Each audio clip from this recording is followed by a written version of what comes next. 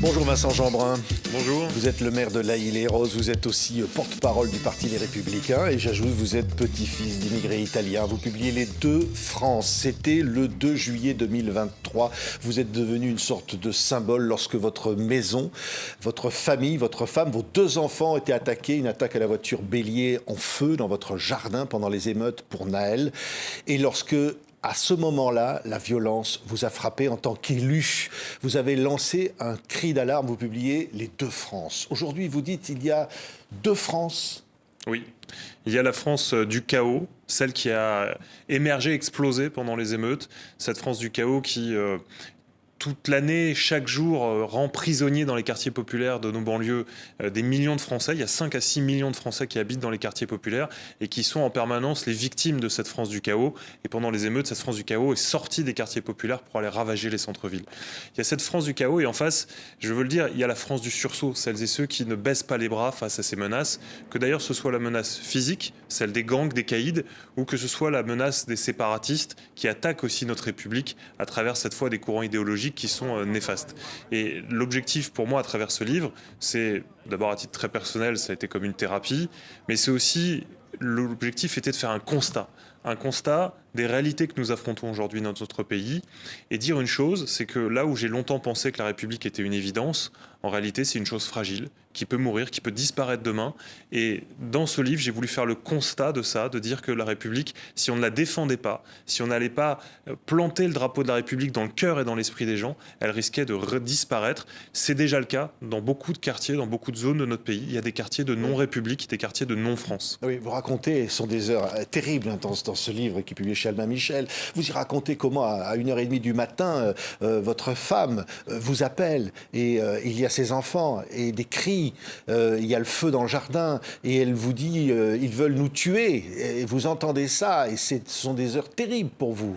J'ai choisi, ce n'était pas une évidence, de décrire aussi toute l'émotion qui peut vous parcourir, vous dévaster dans des moments comme cela. Et je l'ai fait en me disant il fallait surtout pas que ce soit oublié.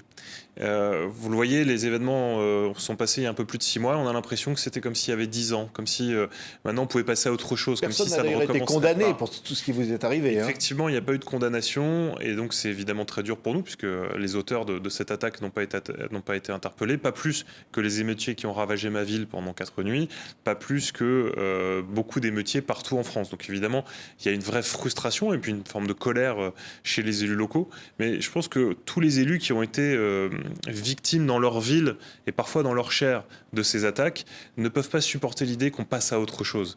Ce qui s'est passé, c'est pas juste des violences urbaines auxquelles il faut s'habituer. Il s'est passé quelque chose qui était plus profond dans la société. Il y avait une volonté d'insurrection. Il y avait une volonté de cibler les symboles de la République. C'est vrai dans ma ville, c'est vrai dans beaucoup de villes où des collègues me racontaient qu'à 2 bâtiments identiques, celui qui était attaqué, c'était celui qui était pavoisé du drapeau tricolore. Oui. On attaquait les symboles de la République ces nuits-là. Et je crois que collectivement, il faut être capable d'avoir ce sursaut républicain et de se dire j'aime la liberté, l'égalité et la fraternité, j'aime ma République, mais justement parce que je l'aime, je dois avoir le courage de dire elle a des adversaires. Il y a la France du chaos et il faut la combattre. Oui, alors on va dire qui sont ces adversaires, mais un mot, des études ont dit qu'au fond, Naël n'était que la raison à 8% des émeutiers de ce qui était commis. Donc la raison, elle est ailleurs. Elle est où la raison? Est-ce qu'elle est, comme l'a dit Emmanuel Macron, parce que ce sont des populations jeunes qui ne vont pas assez à la mer? Non, écoutez, là, il faut être très clair. Ce qu'on a vécu cet été, c'est une insurrection au sens où il y avait une volonté de conquête de territoire. Les gangs sont sortis de leur tanière pour aller mener la bataille et aller planter leur drapeau, leur stigmate dans d'autres quartiers où jusqu'ici ils n'avaient pas le droit de citer. Que à ce phénomène de base se soit aggloméré plein de jeunes qui échappent à l'autorité parentale et qui soient venus faire un peu les spectateurs ou les profiteurs quand il y avait des pillages, c'est possible. Et c'est d'ailleurs ce qui, à mon avis, tronque beaucoup et rend un petit peu déformé les statistiques qu'on évoque dans les études, parce qu'en fait, la police complètement débordée, qui a fait, encore une fois, son maximum, et moi je veux leur rendre hommage, mais débordée comme elle était, elle a attrapé quoi ? Elle a attrapé, elle a mis à l'arrêt ce que j'appelle les queues de comète, c'est-à-dire effectivement les très très jeunes qui filmaient d'un peu plus loin. Et ceux qui étaient vraiment les organisateurs au cœur de la bataille, ceux-là, la plupart du temps, se sont échappés. Nous, on a sur les images de caméras de vidéosurveillance des premières nuits, des bataillons organisés, je le raconte dans le livre. C'est époustouflant de voir la stratégie, l'organisation. Il y a les éclaireurs, il y a l'infanterie, il y a la logistique. Vous dites d'ailleurs que ce qui vous est arrivé personnellement était prémédité. Oui, tout à fait. Et il y avait la veille sur un mur des menaces directement contre vous, le maire de la ville. Les menaces qui disaient on va vous planter. On a vos adresses, on va vous brûler vivant. Et c'est vrai que sur le coup, j'aurais toujours cette culpabilité de ne pas avoir pris au sérieux ce message. Mais ce message montre bien que tout ça a été planifié avec une logique de progression. Et ils ont été jusqu'à faire l'impensable en attaquant ma maison. Mais je ne voudrais pas que ça se résume à ça. Le défi que nous avons, c'est pas juste d'empêcher que demain un maire soit attaqué chez lui. Bien sûr qu'il faut le faire. Mais le vrai sujet, c'est d'empêcher les citoyens d'être attaqués par ces gangs et plus largement de libérer tous ces millions de Français qui vivent à la merci de ces gangs. Faut-il rappeler les morts qui régulièrement sont les victimes dites collatérales de ces trafics partout en France. Maintenant, vous êtes en train de réviser vos cours chez vous, dans votre chambre, au calme. Vous pouvez vous prendre une balle perdue. C'est ça la réalité de notre pays aujourd'hui. C'est une petite réalité. Et je le dis pour dire, il faut arrêter de minimiser les choses et en même temps se dire que ce mal, si on s'y prend maintenant et qu'on a le sursaut républicain auquel j'appelle les Français, alors on peut encore le faire disparaître, on peut le guérir, on peut sauver notre pays. Mais par contre, ces tâches de non-France, de non-République sont en train de grandir physiquement. Les quartiers pris sous le contrôle des drogues, des trafiquants, des mafieux et des séparatistes sont de plus en plus nombreux. Mais je crois aussi que la bataille, elle est idéologique et qu'il y a de plus en plus de nos jeunes, de nos citoyens qui sont en train de perdre foi dans la République. Je raconte dans le livre, il y a un moment donné un père de famille qui me dit mais en fait j'ai arrêté d'appeler la police parce qu'elle me dit toujours qu'il n'y a plus d'équipage, on n'a plus les moyens et donc j'ai fini pour protéger ma fille qui rentrait tard le soir et qui était embêtée par les petits voyous qui guettent là au pied de la cité, j'ai fini par aller faire comme dans Le Parrain, comme dans le film de Mafia. J'ai été voir le dealer du quartier, parce qu'il faut être honnête, tout le monde sait où ils sont, les quartiers, tout le monde le sait. J'ai été le voir en lui disant est-ce que vous pouvez protéger ma fille ? On en est là aujourd'hui dans notre pays, dans certains quartiers, où c'est le trafiquant qui fait la loi et qui protège. C'est pas acceptable. Oui. D'où mon appel au sursaut. Oui. Et vous croyez que Gabriel Attal va réussir ce sursaut ? Il veut réarmer l'autorité. J'ai entendu beaucoup le mot réarmement et c'est un mot qui me plaît. J'ai entendu beaucoup le mot sursaut. C'est un mot qui me plaît. Maintenant, nous avons besoin des actes. Nous avons fait, en tant qu'élus locaux, beaucoup de propositions. Moi, j'ai eu l'occasion d'en faire au Conseil national de la refondation. Les mots vont dans le bon sens. Maintenant, il est urgent de passer aux actes parce que je veux le dire aussi très calmement, mais très fermement. Les flammes se sont éteintes, mais les braises sont toujours là, bien chaudes, prêtes à repartir. Et la vérité me pousse à dire que depuis ces émeutes, pour l'instant, rien n'a changé. Les discours se sont musclés, mais sur le terrain, nous sommes toujours au même stade et c'est évidemment pas acceptable. Oui. Lorsque Emmanuel Macron s'est adressé à vous, à votre famille, à un moment donné, après ce que vous avez subi, et il vous a dit quoi ? Et au fond, vous lui avez dit quoi ? Vous lui avez dit ce qui arrive aujourd'hui, vous en êtes responsable ? Vous savez, d'abord, moi je veux qu'on gagne cette partie-là. Et pour moi, la France du chaos a gagné la première manche et collectivement, il faut qu'il y ait ce sursaut pour qu'on gagne la bataille. Ça veut dire que moi, vous ne me trouverez pas dans la petite critique sur les uns et les autres. Je veux qu'on gagne collectivement et pour ça, on a besoin de tous ceux qui se reconnaissent dans la France du sursaut. Moi, j'ai eu un président de la République qui a pris le temps de nous appeler, ma femme et moi. Et dans ces moments-là, vous savez, c'est quelque chose qui apporte. Mais c'est vrai que ce que lui a dit ma femme à ce moment-là, c'est dire à quel point elle s'était sentie seule cette nuit-là. Mais aussi à quel point on s'était sentie seule les nuits précédentes, toutes les nuits d'émeutes.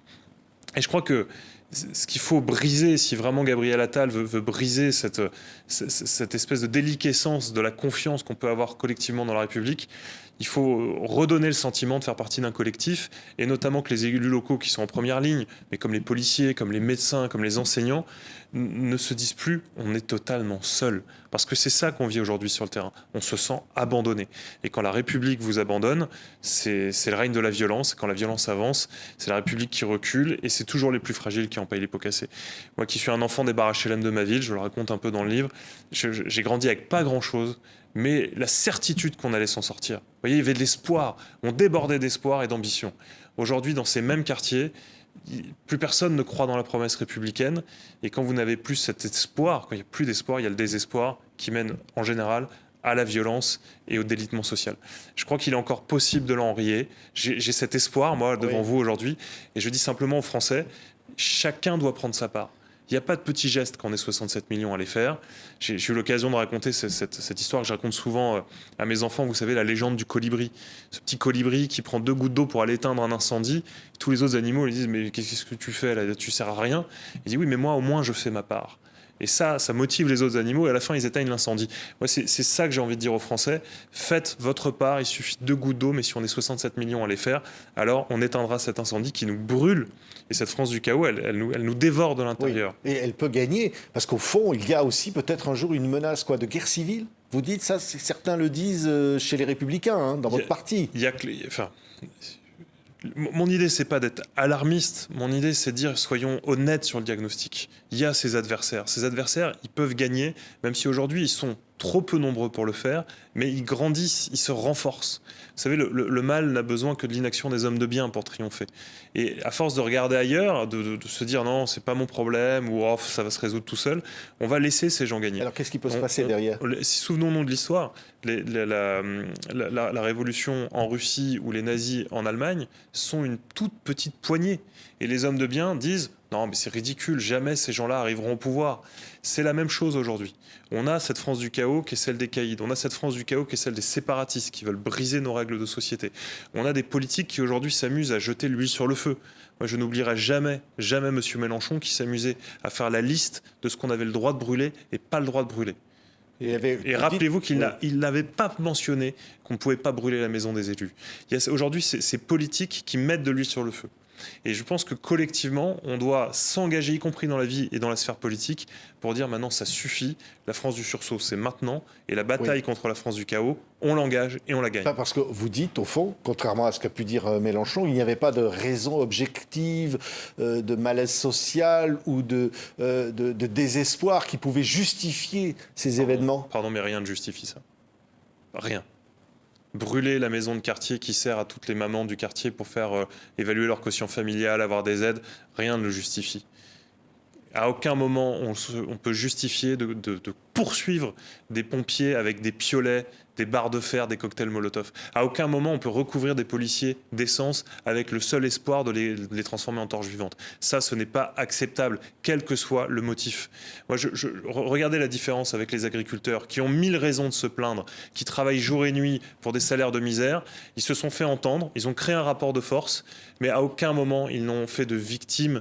C'est eux les victimes collatérales, c'est certainement pas les autres. On ne poursuit pas un pompier avec une pioche, quelle que soit la raison. Voilà, qu'il y ait des choses à transformer, à changer dans ces quartiers populaires. Je le crois, j'essaie de le faire en tant que maire. Je fais des propositions et je continue à travailler à un plan anti-relégation pour qu'on sorte justement les honnêtes citoyens. On a fait beaucoup des plans banlieues. Il y a eu beaucoup d'argent qui a été investi dans les banlieues. La priorité, votre président, Nicolas Sarkozy, quand il était président, avait dit on va vous débarrasser de tout ça au Karcher. Saluons la volonté du président Sarkozy, mais surtout la pertinence de Jean-Louis Borloo, qui à l'époque crée un formidable outil qui s'appelait l'Agence nationale pour la rénovation urbaine, parce que la situation serait tellement pire s'il n'y avait pas eu ces investissements. Après, ces investissements, parfois, ils ont été dévoyés. Et puis, sous le gouvernement Hollande, on a acheté l'argent par les fenêtres, ou on repeignait les halls d'immeubles au lieu de changer la vie des gens. Mais de l'argent pour casser les quartiers populaires, il en faudra. Mais c'est pas ça que je demande aujourd'hui. Moi, je demande du courage politique. Qu'est-ce qu'ils nous disent les bailleurs sociaux dans ces quartiers ? Qu'ils ont la famille qui pose des problèmes, une famille sur une barre d'une centaine de familles, qui pose des problèmes à tout le monde, et ils n'ont pas les moyens de s'en séparer. Vous, dans le privé, vous avez, si vous êtes locataire ou propriétaire, vous êtes contractuellement sur des bails 3, 6, 9. Oui. Donc on se repose la question tous les 3 ans. Les HLM doivent être provisoires. Exactement, ça ne coûte pas 1 euro d'argent public d'avoir le courage de dire, dans le logement social comme dans le logement privé, le propriétaire qui est un bailleur social, qui a le cœur sur la main, encore une fois, qui fait en sorte que les gens soient mieux, mais de pouvoir lui dire, tous les 3 ans, 3, 6, 9, on remet en cause le bail et on se dit, s'il y a des troubles de jouissance, pardon, mais vous n'êtes plus prioritaire par rapport à une famille qui dort à la rue et qui, elle, respectera le vivre ensemble et les règles de société. Ça ne coûte pas un centime. Moi, je suis même pour aller plus loin. Je pense qu'il faut un parcours résidentiel, qu'effectivement, le logement social soit une étape de vie. Donc ça passe par un certain nombre de mesures qu'on pourrait expliquer longuement. Et je vais même encore plus loin. Et j'interpelle là-dessus le gouvernement. Je pense qu'il faudrait aussi penser au parcours de la résidence elle-même.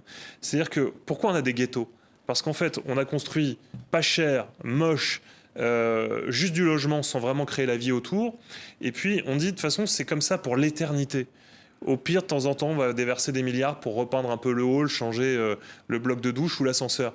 Ça ne marche pas. Moi, je crois à un logement social, ce qu'on appelle en flux, c'est-à-dire qu'on construit du beau, de l'équilibré.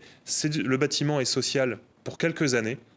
Et au bout de 20 ans, par exemple, priorité aux habitants dedans pour le racheter. Et si ce n'est pas le cas, on le met à la vente pour que ça redevienne du privé. Et on continue comme ça le mouvement. Ça changerait considérablement le concept même du logement social et ça casserait les ghettos. Oui. Vincent Jeanbrun, vous avez peur aujourd'hui? Quand on est maire, on a peur au quotidien? Beaucoup de collègues maires ont peur. Fortiori, après ce qu'on a vécu, on ne peut pas faire comme si de rien n'était. Je dois vous avouer qu'on continue à avoir des tirs de mortier qui durent des heures le soir dans ma ville ou la ville voisine. Et forcément, ça rappelle les émeutes, donc ça crée un cri d'angoisse.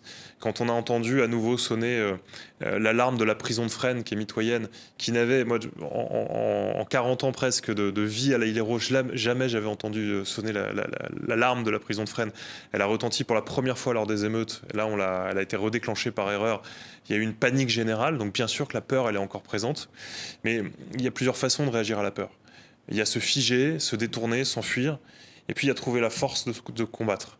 Et moi, cette épreuve, et je dois dire le courage de ma femme, me donne une détermination totale à faire en sorte que la peur change de camp et qu'on puisse demain retrouver cette force, cette vitalité presque, de se dire la France, elle n'est pas fichue. Au contraire, elle a des ressources merveilleuses. Et c'est à nous, collectivement, d'aller les faire vivre, les faire rayonner et de gagner cette partie contre la France du chaos. Je le crois vraiment de manière très très forte. Et puis je vais vous dire, moi j'ai besoin de donner du sens à tout ça. Ma famille a payé le prix fort, ma commune a payé le prix fort. Si je suis encore là aujourd'hui investi en politique, c'est pour que ça ne soit pas arrivé pour rien. J'ai besoin de donner du sens à tout ça. Merci. Vincent Jeanbrun, le maire de La Île-et-Rose et aussi porte-parole du Parti Les Républicains, a été notre invité pour Les Deux France, le livre qu'il publie chez Albin Michel. Merci beaucoup d'avoir été avec nous. Merci à vous. Merci infiniment.